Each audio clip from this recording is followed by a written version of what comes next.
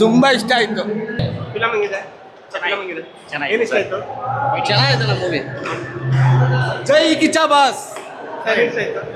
Okay ಚೆನ್ನಾಗಿದೆ ಅಣ್ಣ ಫಿಲಮೇ ಇಷ್ಟ ಅಣ್ಣ. ಚಿಂದಿ ನಮ್ಮ ದ್ರೋಣನ ಆ್ಯಕ್ಟಿಂಗ್ ಕೇಳಬೇಕಾ? ಆಕ್ಷನ್ ಪ್ರಿನ್ಸ್ ಅಂದರೆ ಆಕ್ಷನ್ನೇ. ಫೈಟಿಂಗು ಸಾಂಗ್ ಮಾತ್ರ ಚಿಂದಿ. ಫಸ್ಟ್ ಹಾಫ್ ಮಾತ್ರ ಮಸ್ತಾಗಿದೆ. 4 ವರ್ಷ ಕಾಯ್ದಿಕ್ಕೂ ನಾವು ಮೋಸ ಏನು ಮಾಡಿಲ್ಲ. ಸಖತ್ತಾಗಿದೆ ಮೂವಿ ಚಿಂದಿ ಅಣ್ಣ. 3 ವರ್ಷ ಕಳೆದಕ್ಕೂ ಭಾರಿ movie ತೆಗ್ದಾರೆ boss. Dhruva Sarja boss 3 ವರ್ಷ ಮಾಡಿದ್ದಾರೆ. ನಾವು ಈ ಕಾಯ್ಕಾಯ್ತು ಫಿಲಮ್ ಹೆಂಗೆ ಬರುತ್ತೆ ಅನ್ನೋ. ಕಾಮಿಡಿ ಆಗಿದೆ, ರೌಡಿಸಮ್ ಇದೆ, ಸೂಪರ್ ಆಗಿದೆ, ಎಲ್ಲ ಕ್ಯಾರೆಕ್ಟರ್ ಇದೆ ಅಣ್ಣ. ಮಸ್ತ್ ಮೂವಿ ಮಾತ್ರ 3 ವರ್ಷ ಕಾಯ್ದಿದ್ದಕ್ಕೆ ಅಣ್ಣ. ಸೂಪರ್. ಜೈ ಧ್ರುವ ಬಾಸ್. ಫಿಲಮ್ ಚೆನ್ನಾಗಿದೆ ಸರ್. ಫಿಲಮ್ ಚೆನ್ನಾಗಿದೆ ಅಂದರೆ ಇವ್ರು ಲೇಟಾಗಿ ಕೊಟ್ಟಿರೋದಕ್ಕೆ ನಮಗೆ ಇಷ್ಟ ಆಗ್ತಾ ಇಲ್ಲ. ಇಷ್ಟೊತ್ತಿಗೆಲ್ಲ ನಾವು ಹೊರಗಡೆ ಹೋಗ್ಬೇಕು, ಕೆಲ್ಸಕ್ಕೆಲ್ಲ ಹೋಗ್ಬೇಕು, ಏನು ಮಾಡೋಕ್ಕಾಗಲ್ಲ ಸರ್ ಅಷ್ಟೇ. ಸಿನಿಮಾ ಚೆನ್ನಾಗಿದೆ. ಫಸ್ಟ್ ಹಾಫು ಇನ್ನೂ ಚೆನ್ನಾಗಿದೆ. ಇದರಲ್ಲಿ ಏನು ಮೇನ್ ಅಂತಂದರೆ ಅವ್ರ ಆ್ಯಕ್ಟಿಂಗಿಂತ ಡೈಲಾಗಿಂತ ದುಡ್ಡು ಡಬಲ್ ಉಸಿಲಿ. ನಾನು 300 ರೂಪಾಯಿ ಕೊಟ್ಟಿದ್ದಕ್ಕೆ 600 ರೂಪಾಯಿ ಉಸಿರಿ ಇದೆ.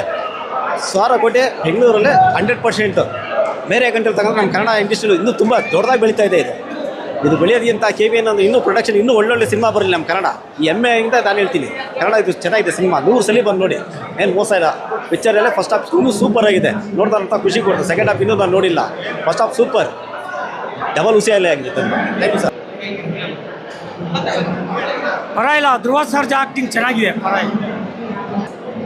ಮೂವಿ ಮಸ್ತ್ ಐತೆ ಸರ್. ಫಸ್ಟ್ ಹಾಫು ಎಂಟ್ರಿ ಆಗಲಿ, ಧ್ರುವ ಸರ್ಜಾ ಆ್ಯಕ್ಟಿಂಗ್ ಆಗಲಿ, ಭಾಳ ವರ್ಷಗಳ ನಂತರ ಮತ್ತೊಂದು ಮೂವಿ ಮಾಡಿದ್ದಾರೆ.